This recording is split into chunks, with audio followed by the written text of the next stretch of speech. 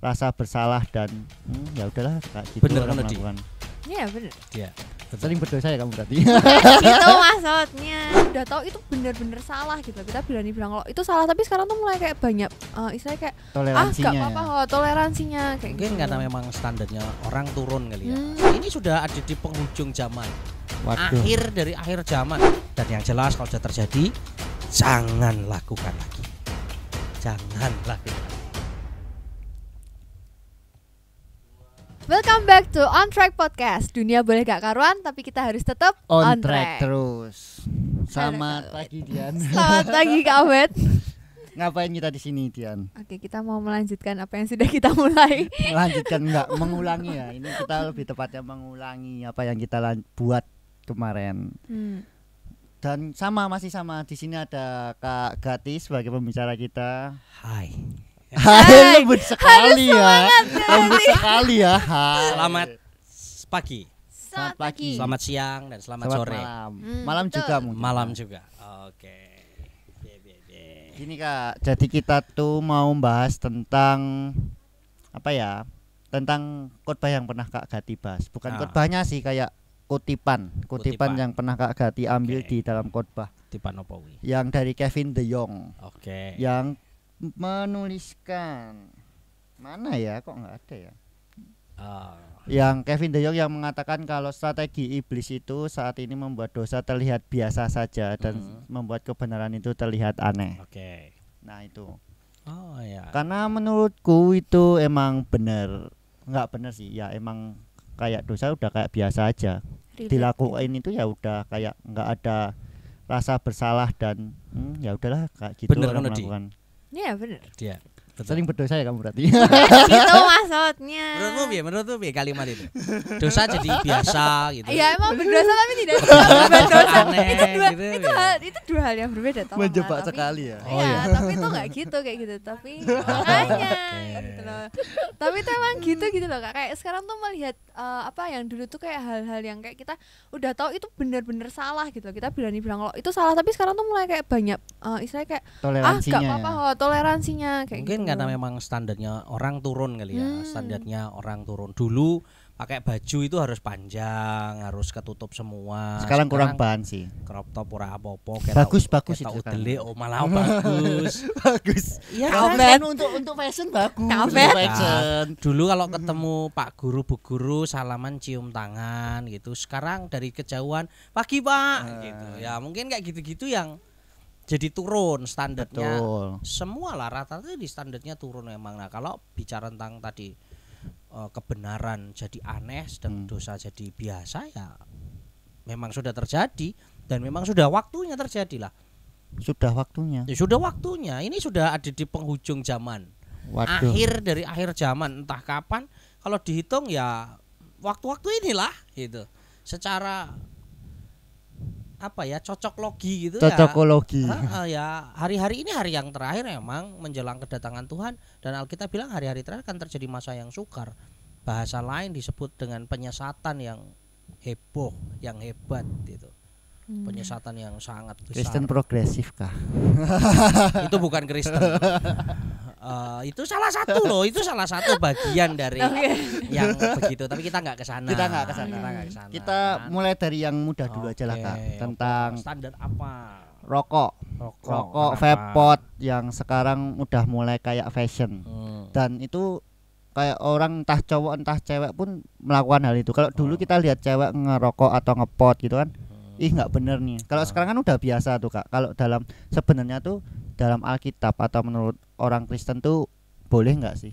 Ya kalau kita kembali kepada kebenaran, tidak ada kebenaran di Alkitab memang yang tertulis dengan jelas dilarang merokok, dilarang ngisep asap masuk tubuhmu gitu. Itu nggak ada tertulis jelas. Loh, kalau pot kan bukan asap Kak, uap. Ya uap masuk tubuhmu gitu. Tidak ada tertulis dengan jelas memang, ya kan.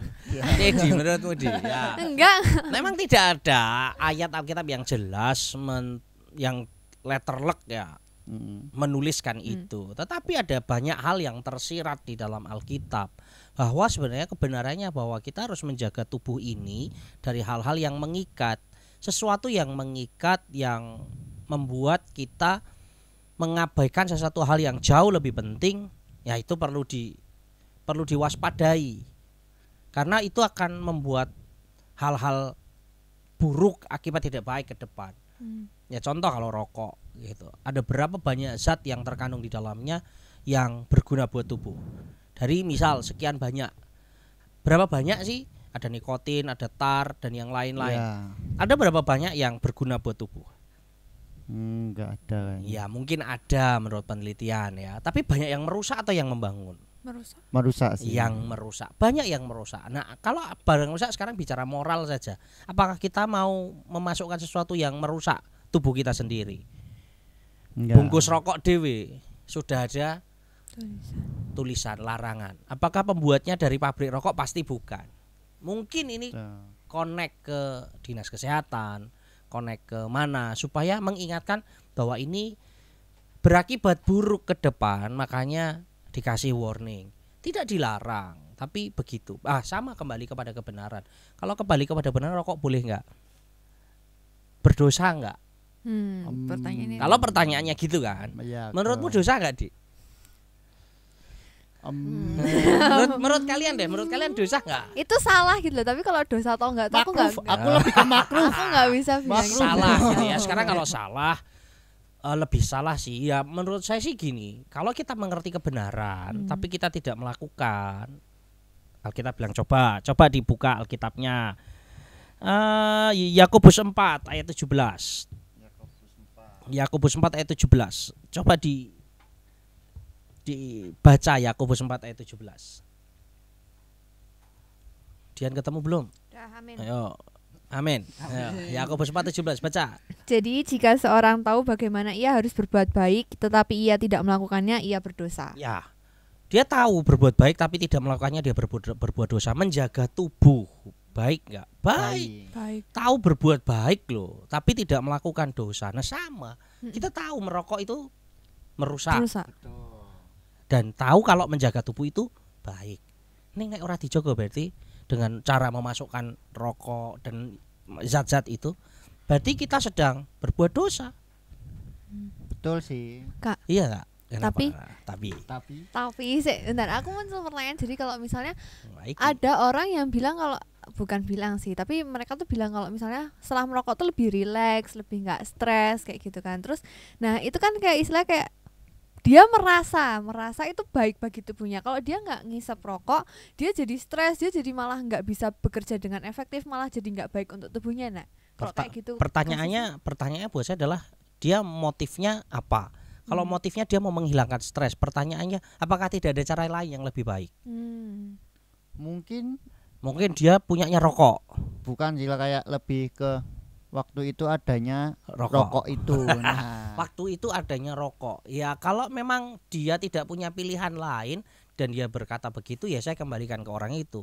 Saya nggak berani menjadi hakim buat dia. Tetapi saya akan memberitahu kebenarannya, bahwa kebenarannya begitu kan.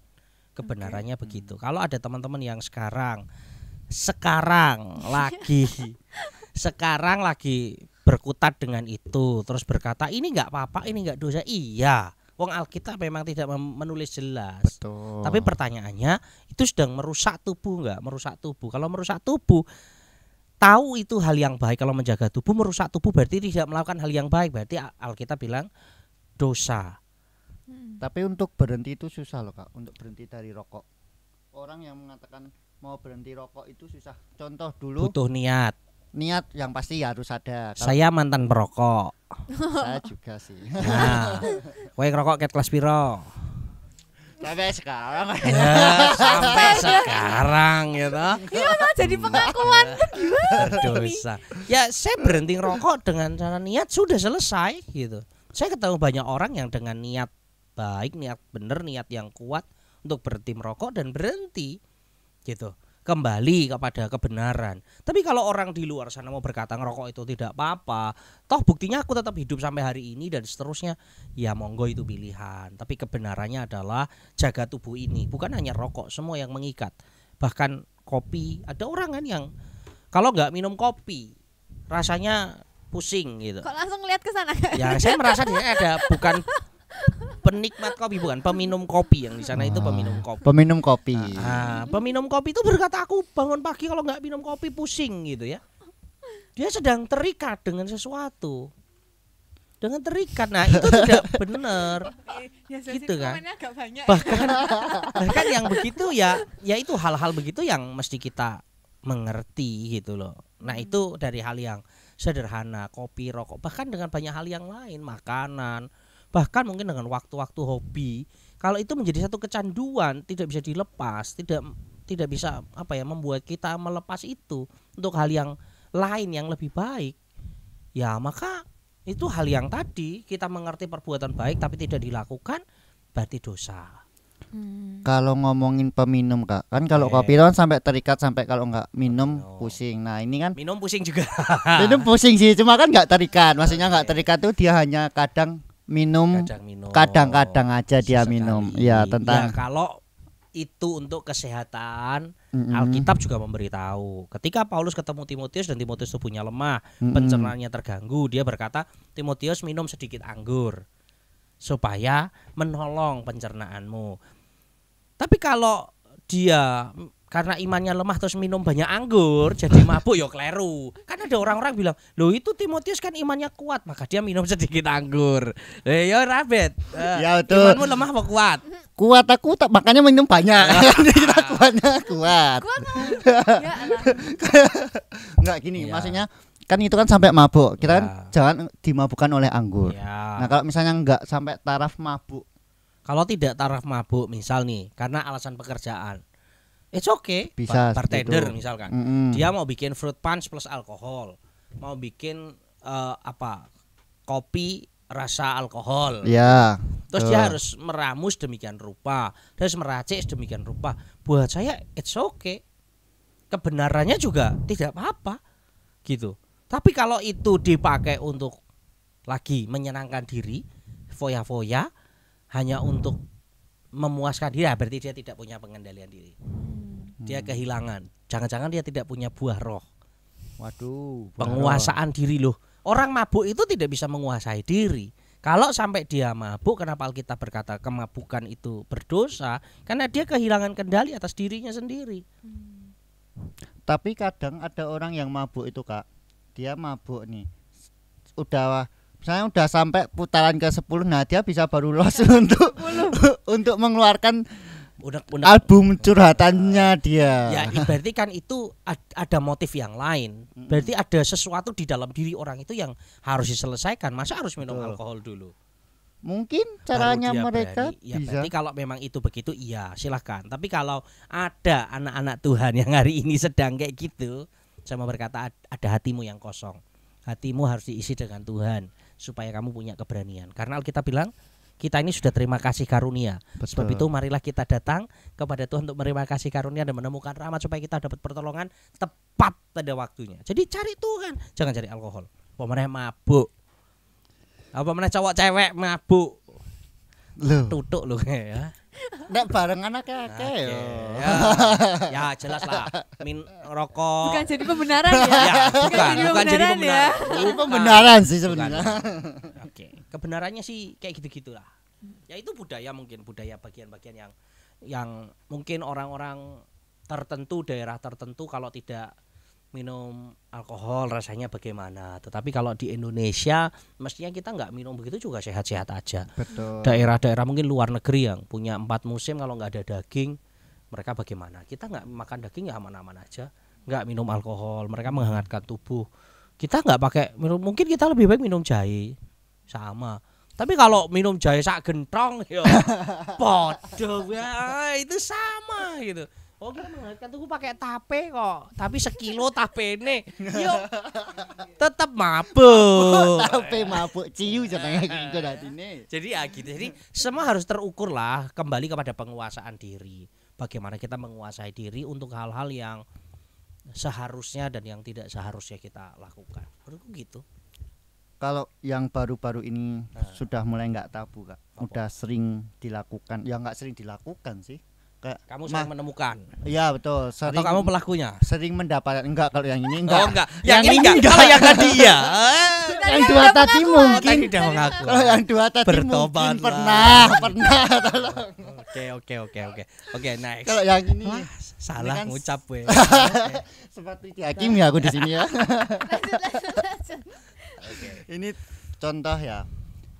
Udah nggak tabu kayak Jogja pun sampai dikategorikan adalah 5 kota terbesar dalam tentang free sex. Oh, oke. Free sex sekarang survei mengatakan Jogja 5 terbesar untuk hal seperti itu. Dan nyatanya sih menurutku kayaknya sebenarnya iya karena banyak aku temui di luar sana tuh hal itu tuh gampang ditemui sekarang. Kos cowok ono sendal cewek, kos cewek ono sendal cowok. Betul, nggak cuma itu aja kayak karena pandemi kayak istilah staycation itu diartikan hal semacam itu. Padahal staycation dulu kan cuma buat liburan di kota yang sama. Kalau sekarang kan sudah disalahartikan. Terus bagaimana dengan itu? Orang-orang yang menyalahgunakan kesempatan. Ya yang jelas begini, free sex berarti yo. Iya, betul. Ya kembali ke Alkitab. Free sex tidak dibenarkan karena seks itu diciptakan oleh Tuhan untuk dinikmati bersama dalam ikatan pernikahan. Kalau itu dinikmati di luar pernikahan, itu dilakukan di luar pernikahan, maka melanggar firman Tuhan. Berarti tidak boleh dilakukan. Bagaimana kalau itu sudah terjadi? Ya. Betul. Apa menaik anak muda? Apakah harus menikah? Menikah bukan solusi. Muda menikah, punya anak, waduh susah. Kita menemukan tuh kasus-kasus yang kayak gitu. Muda menikah, punya anak, stres ibunya. Ibunya Kenapa? anaknya Ibunya anak ini, ya si pemuda ini. Si pemudi ini ketika dia punya anak dia tidak siap. Biasanya dia bisa pergi kemana saja. Sekarang tidak bisa. Kenapa? Punya anak. Dia jadi nggak leluasa kayak dulu. Itu sederhana. Mentalnya drop. Dia harus menghidupi anak ini, merawat anak ini. Mungkin pengen masih main lompat tali, sudah punya anak gitu. Nah itu karena kesalahan-kesalahan begitu. Kalau sudah terjadi bagaimana? Ya konseling, ya mari ketemu teman-teman yang dewasa rohani supaya bisa dituntun, diarahkan, didampingi. Dan yang jelas kalau sudah terjadi, jangan lakukan lagi. Jangan lakukan lagi. Jangan, stop. Tuhan mengampuni gak kalau sudah terjadi? Mengampuni kalau kita datang minta ampun diampuni. Tapi jangan dilakukan lagi. Wong Tuhan berapa kali mengampuni orang-orang di Alkitab. Dosamu diampuni, kamu sembuh. Tapi jangan kamu lakukan lagi. Apalagi bagian ini, free sex. Free sex berarti seks bebas gonta-ganti pasangan. Emang kayak hewan apa? Gitu. Iya kan? Loh.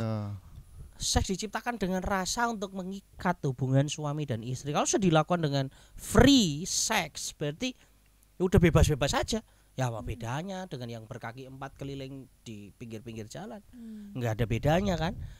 Sudah tidak punya rasa lagi. Mungkin sudah tidak dilakukan dengan rasa, lagi-lagi dia tidak punya pengendalian diri. Karena itu harus dikendalikan. Seks jangan minta begini, Tuhan tolong buang rasa ini. Oh jangan. Loh nek dibuang nanti kamu gak punya nafsu, lo gak punya gairah. Loh bener gak Bet? Kamu memandang wanita istrimu terus tidak bergairah gitu. Kenapa? Aku salah berdoa. Salah berdoa. Ya salah berdoa karena Tuhan ambil rasa ini. Karena takut nanti kalau hawa nafsu ini tidak bisa dikendalikan, kamu berdoanya Tuhan ambil. Berarti doanya harus jangan dong. Tuhan beri aku kekuatan untuk bisa mengendalikan semua rasa ini. Loh karena rasa itu memang diizinkan Tuhan ada kan. Jatuh cinta, mencintai, rasa sayang, tapi itu harus dikendalikan. Makanya ada buah roh yang terakhir penguasaan diri. Ya harus dikuasai. Tapi kan tadi free sex itu adalah hal yang mengikat Kak. Kalau misal dia udah bertobat terus dia jatuh lagi ke situ. Terus tobat lagi dan itu berulang misalnya karena emang dia nggak maksudnya berulangnya tuh dalam jangka waktu yang berbeda-beda gitu. Apakah Tuhan tetap mengampuni Kak? Ya Tuhan Maha Kasih, Tuhan akan mengampuni. Tapi pertanyaannya, kamu beneran bertobat nggak? Kamu beneran nggak ini kayak gini? Kalau enggak, ya Tuhan bilang kalau kamu nggak panas nggak dingin, dimuntahkan. Batasnya pasti kayak gitu. Kalau kasih karunia tidak ada batasnya, pertanyaannya gimana titik terakhirmu berhenti? Kalau titik terakhirmu berhenti, kamu sedang tidak dalam kebenaran, bagaimana dengan hidupmu? Oh ya, percaya Yesus, saya tidak yakin kalau dia percaya Yesus tapi ada Yesus di hatinya. Kenapa? Dia jatuh bangun dalam dosa. Karena 1 Yohanes 3 ayat 9 berkata, setiap orang yang dilahirkan dari Allah tidak berbuat dosa lagi, sebab benih ilahi ada dalam dirinya. Jadi ketika orang percaya punya Yesus dalam hidupnya, mestinya loh, kalau dia mau berbuat dosa, pengen nipu, wah ini baru pengen nipu loh, belum ke seks, pengen nipu, Roh Kudus mengingatkan, dia nurut, tidak jadi dosa. Akan begitu, sama dengan seks, keinginan itu datang, mau ditolak atau diterima. Alkitab berkata ketika engkau memandang wanita dan engkau menginginkannya, engkau berbuat zina. Baru memandang dan menginginkan, belum ngapa-ngapain loh. Belum ngapa-ngapain, Alkitab berkata berzina. Jadi ya yang dituntut penguasaan diri, ketulusan, berteman cowok cewek, ketulusan. Sekalipun sekarang mungkin ada cowok-cowok yang tidak punya rasa dengan cewek, akhirnya cewek-cewek merasa nyaman. Ya Radi, dalam dunia pekerjaanmu ketemu gak Di? Ketemu. Cowok-cowok yang aku bisa pelukan dengan dia dengan nyaman karena saya tahu dia nggak punya rasa dengan wanita gitu. Tapi ya kita kebenarannya begitu di luar, fakta di luar begitu, it's okay gitu. Tapi apakah kita jadi hakim buat mereka? Enggak. Kalau gitu kita mesti ngapain dengan mereka? Terima dong. Diterima. Tapi bukan diterima kayak gitunya. Diterima orangnya, dibawa, dituntun kepada kebenaran. Kalau kamu menemukan, kalau kamu hari ini sedang kayak gitu, aduh, kok gini terus aku ya?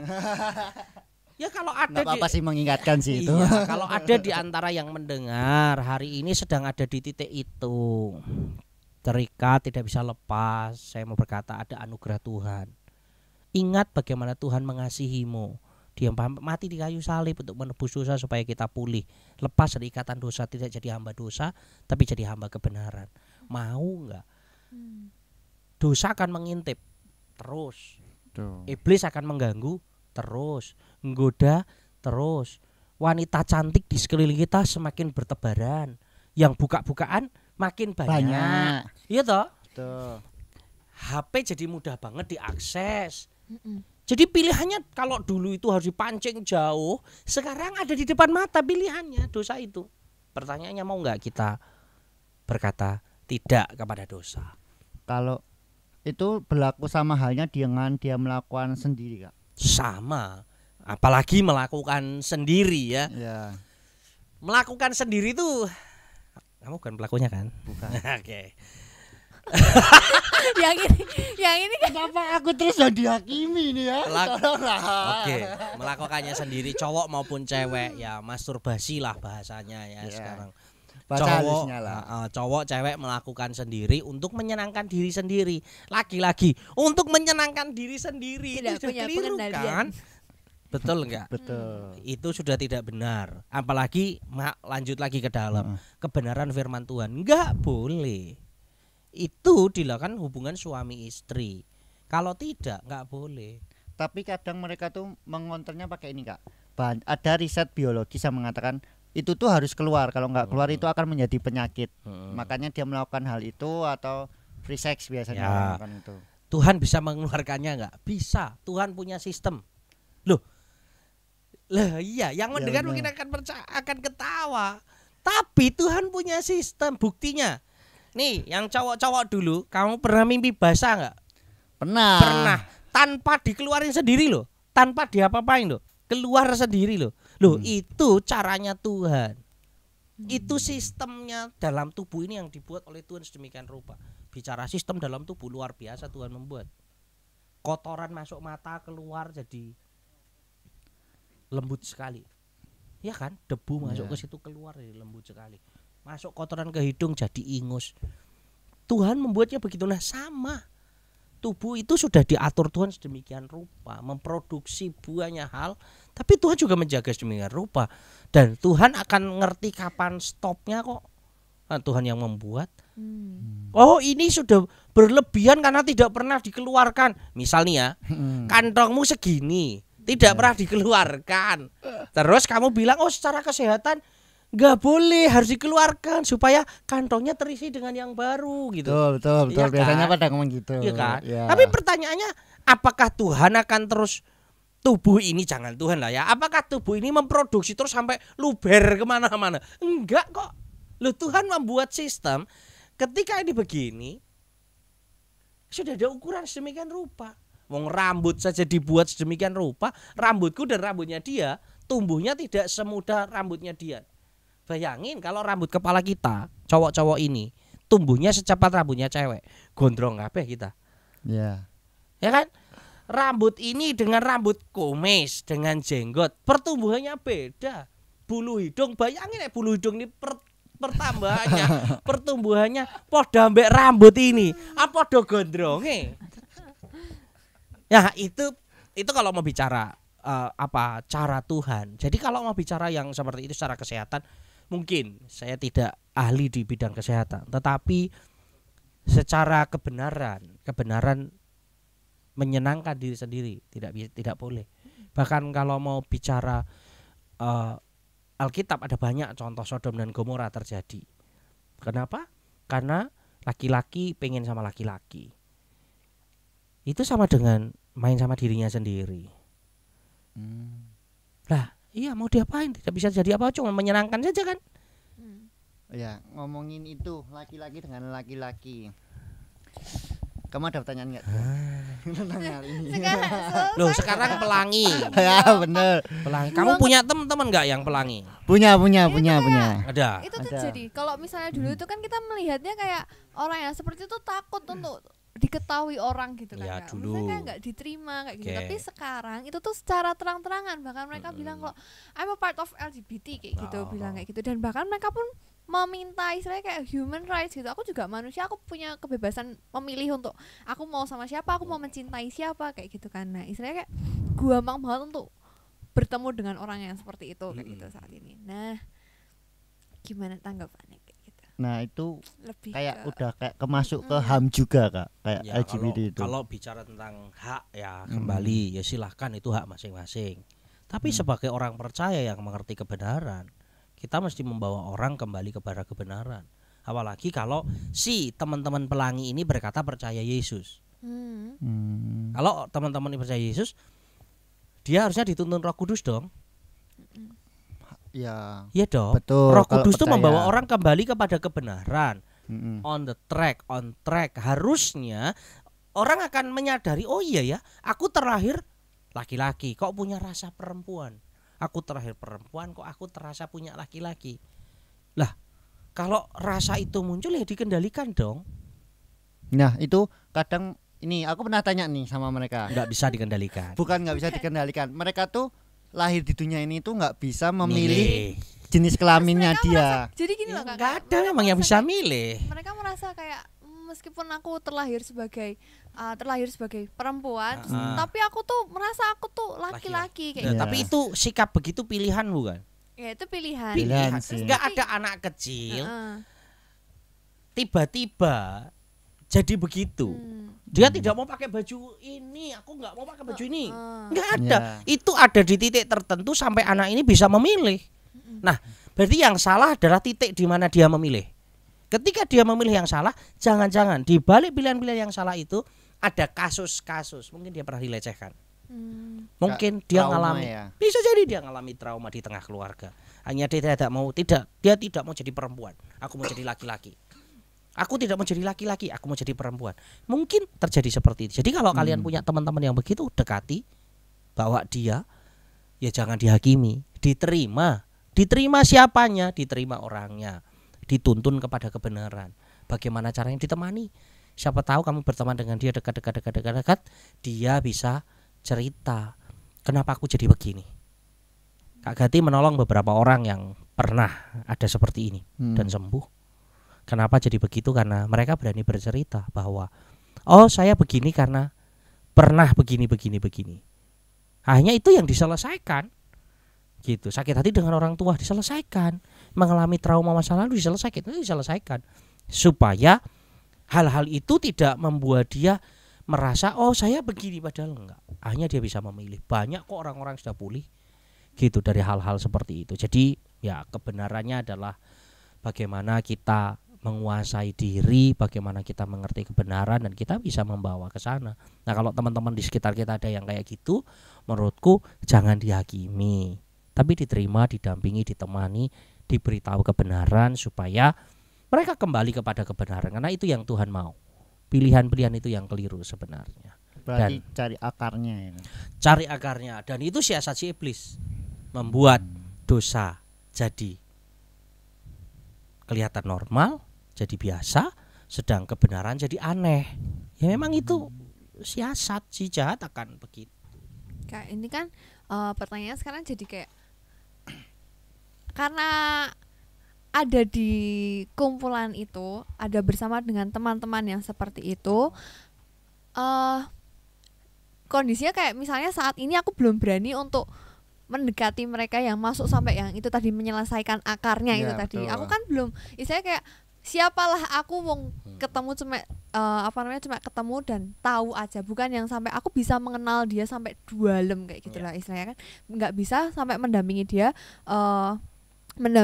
sampai benar-benar ya itu tadi kembali on track itu tadi kan. Tapi aku mencoba untuk menerima gitu, tapi bagaimana caranya biar aku tuh punya pemahaman kok ini tuh nggak bisa gini terus gitu. Apa yang harus aku lakukan supaya istilahnya nggak usah harus sampai menyelesaikan masalah dan lain sebagainya kayak gitu, tapi setidaknya Dia paham. setidaknya dia paham Pengertiannya kayak gitu. berubah. Nah, Itu butuh proses, itu butuh waktu panjang. Bukan sesuatu yang mudah tiba-tiba mengubah pola pikir itu, menanamkan itu. Tapi yang jelas yang kamu bisa lakukan satu, doakan dia. Sebut dia dalam doamu. Kalau emang kamu pengen menolong, Tuhan aku pengen menolong si A, temanmu, doakan dia, sebut namanya, minta jiwanya dalam nama Yesus, aku minta jiwa orang ini. Habis itu beri saya kesempatan untuk berdiskusi dengan orang ini. Setelah itu kamu mulai tolong. Mulainya dari sana. Bahasannya apa yang dibahas, kayak gini aja ya, ngobrol ngalor ngidul sama temen. Nanti satu saat mungkin akan sampai ketemu. Mungkin ada kesempatan kamu bisa mendoakan dia. Tiba-tiba melihat dia sedih, melihat dia sedang tertunduk lesu, kenapa? Temani aja dulu. Selesai, udah. Aku berdoa untukmu ya, boleh? Enggak mau? Oke, enggak apa-apa. Besok. jadi kalau berarti ditolak gitu kita nggak usah harus sampai Enggak harus lah. Kalau kita mau menolong orang terus orangnya enggak mau gitu. Ya wis terkutuklah engkau di antara kaum wanita, ya janganlah. Enggak gitu. Kalau kita mau nolong orang, Terlalu menghakimi ya, sekali ya. kita mau nolong teman-teman kita yang ada di sekitar kita, ya kita harus jadi sahabat buat mereka. Karena mereka sebenarnya kan butuh orang yang mau mendengar, butuh orang yang mau ngerti hatinya, maka ya dengarkan dia, tuntun dia dalam kebenaran, bawa dia kepada Tuhan, dan ya kalau bisa bawa dia kepada Yesus untuk berdoa terima Yesus supaya Yesus hadir di hidupnya, karena kita terbatas. Yang bisa membolak-balikkan hati ya Tuhan. Jadi bawa Tuhan dalam hidupnya, biar Roh Kudus menolong sehingga dia bisa menguasai dirinya, dia bisa menemukan jati dirinya siapa yang sesungguhnya. Nah, itu akan jadi lebih baik. Berapa banyak orang kan pernah ada kasus tuh yang dari luar di Indonesia, dia laki-laki jadi perempuan, tapi di Indonesia dia sedih, nggak sejahtera. Suatu saat dia pindah ke luar negeri, dia diterima di gereja itu, dan dia balik ke Indonesia, dia berkata, sekarang aku pengikut Kristus, aku damai sejahtera. Setelah aku masuk gereja itu aku jadi damai sejahtera. Tapi dia tetap laki-laki yang jadi perempuan. Buat saya damai sejahtera salah ini. Kebenarannya ditabrak loh. Kalau damai sejahtera mestinya bawa orang kembali kepada kebenaran. Lah kalau mencuri tapi tetap damai sejahtera, dia mabuk tapi tetap damai sejahtera, dia free sex tapi tetap damai sejahtera, salah dong. Oh aku diterima di gereja ini, aku tetap damai sejahtera, aku tetap berbuat dosa, salah. Bawa kembali kepada kebenaran. Jadi teman-teman, kalau ada di antaramu ya yang merasa mulai mengingatkan, ya dong, yang merasa damai sejahtera padahal kamu terus-terusan hidup dalam dosa, hari ini cek damai sejahteramu. Jangan-jangan itu damai sejahtera palsu. Seharusnya damai sejahtera yang datangnya dari Tuhan membuat kita kembali kepada Tuhan dan berani hidup dalam kebenaran. Mestinya gitu. Kalau enggak, hati-hati, iblis bertumbuh di sana. Dan iblis sedang mengolah pikiran ini sampai kita setuju kebenaran jadi aneh, dosa jadi biasa. Oke. Terakhir Kak, bagaimana cara kita untuk membantu, misal ada orang yang sudah pernah percaya sama Tuhan Yesus, terus dia keluar dari track yang benar, bagaimana cara kita buat membantu dia untuk kembali ke tracknya? Balik seperti yang tadi, sama, dikasihi, jangan dibuang, jangan dianggap kafir. Jangan dianggap kafir. Lu ya dong. Wah, kamu nggak percaya Tuhan lagi, kafir lo. Kafir itu kan orang yang tidak percaya Tuhan, orang yang tidak mau bertuhan, tidak mau mengakui Tuhan kan. Jangan begitu. Ya tetap ditemani dia seperti saudara, seperti teman. Kalau kesulitannya ditanya, didampingi, bagaimana bisa menolong. Yakinlah satu saat dia akan bertemu dengan kebenaran.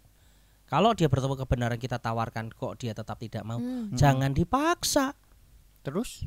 Ya bagian kita kan memberitahu. Yang membuat dia kembali siapa? Tuhan. Kalau memang pada akhirnya toh kita sudah memberi kebenaran, tiba-tiba dia sampai garis finish dia meninggal. Ya apa? Ya sudah, bagian saya selesai kok. Saya sudah memberitahu kebenaran, dia tidak mau, tidak masalah. Jadi beritakan kebenaran. Beritakan kebenaran. Karena hari-hari ini kebenaran jadi aneh. Bener kan?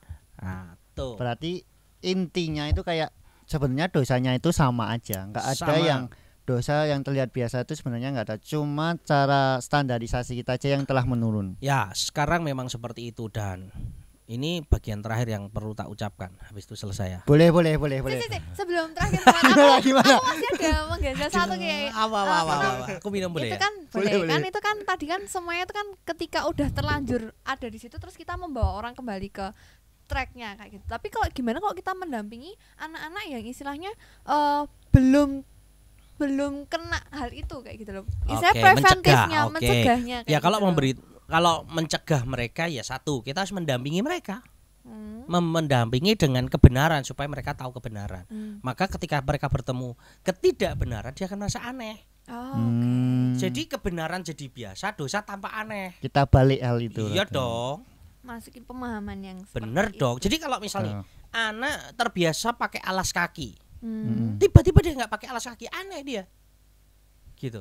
Dia biasa mau makan cuci tangan, terus dia disuruh makan tanpa cuci tangan, dia kan nanti dulu deh. Kenapa? Mau cuci tangan. Oke. Gosok gigi, udah terbiasa gosok gigi, terus suruh tidur tanpa gosok gigi. Anak itu pasti akan bilang, aku belum gosok gigi, boleh nggak gosok gigi? Itu kebenarannya kan.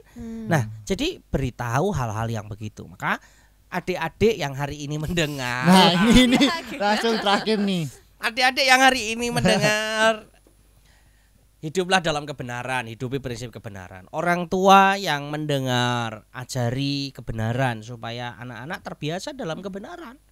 Gitu. Anak-anak muda yang sedang meleset jalannya ke sana kemari, balik kepada kebenaran. Karena di akhir zaman ini yang bahaya bukan kesulitan. Bukan kesulitan yang makin berat, bukan. Nyari pekerjaan susah, biaya hidup susah, semuanya susah rasanya. Bukan itu yang berbahaya di akhir zaman ini. Yang berbahaya di akhir zaman ini adalah penyesatan. Penyesatan, memutar balikkan kebenaran, itu yang bahaya. Dan itu yang dulu dipakai iblis di awal kejatuhan manusia. Dia memutar balikkan kebenaran. Itu penyesatan, dan sekarang itu sedang terjadi. Dan sedang marak terjadi. Jadi hati-hati dengan penyesatan supaya kita tetap on track. Balik ke on track. Oke. Makasih Kak Gati untuk hari ini. Thank you udah Dian. Join ngobrol bareng kita, ngobrol hal-hal yang mungkin agak banyak. Boleh. Thank you Bet. Nah, tuh dengerin kata Kak Gati. Yang hari ini susah itu bukan tentang kesulitan-kesulitan yang makin berat, tapi penyesatan itu yang sangat kita harus hati-hatikan. Nah, dunia boleh gak karuan tapi kita harus tetap on track terus. Nah, jangan lupa nonton video-video podcast on track kita yang lainnya di YouTube channel Hagios Family. Kalau ada pertanyaan-pertanyaan boleh langsung komen di kolom komentar atau boleh DM langsung ke Instagram Hagios Family. Tunggu kami di episode Selanjutnya. selanjutnya. See See you. you. God God bless. bless you.